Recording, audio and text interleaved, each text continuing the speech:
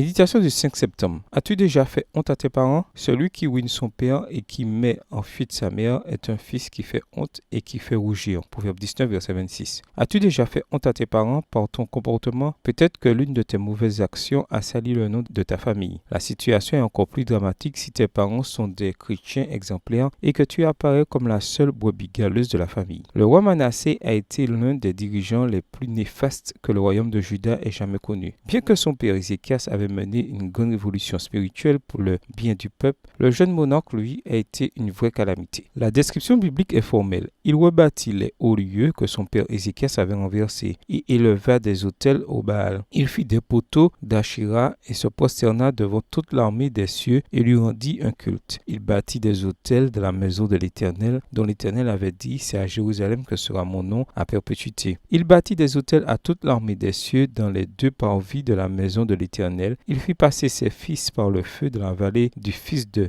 Hinnom. Il tirait des présages et pratiquait l'occultisme et la sorcellerie. Il établit des gens qui évoquaient les morts et qui prédisaient l'avenir. Il fit de plus en plus ce qui est mal aux yeux de l'Éternel afin de l'irriter. 2 Chroniques 33, versets 3 à 6. La mauvaise influence de Manassé a presque annulé les bonnes œuvres et le souvenir de son père. Difficile de penser que le fils d'Ézéchias, ce grand restaurateur de la foi des Hébreux dans le royaume de Juda, allait se transformer en un mauvais individu qui encourageait la sorcellerie. On n'a pas tardé à en voir les conséquences. Le roi de Juda a été détrôné. Il a ensuite été enchaîné et emmené à Babylone comme esclave. Là-bas, on ne l'a pas traité de façon très cordiale et au milieu de la solitude de sa cellule, il s'est souvenu du vrai Dieu. Il s'est sincèrement humilié devant le Père céleste. Le Seigneur l'a alors écouté et a pardonné ses péchés. Il lui a aussi permis de retourner à Jérusalem pour y être à nouveau roi. C'est d'un cœur sincère que ce jeune a essayé de revenir sur le droit chemin pour accomplir la volonté divine. Si par ton comportement ou tes actions tu as déjà fait honte à tes parents, ne laisse pas les choses aller trop loin et t'avilir. Ça n'en vaut pas la peine. Il est temps de te repentir et de t'humilier devant l'Éternel. Je peux t'assurer qu'il ne te rejettera pas. Il te donnera une nouvelle opportunité de mener ta vie en suivant le bon chemin. Cela remplira tes parents d'un bonheur tout spécial. Fais-leur cette joie aujourd'hui, ils le méritent. Bonne journée à toi et que le Seigneur te bénisse.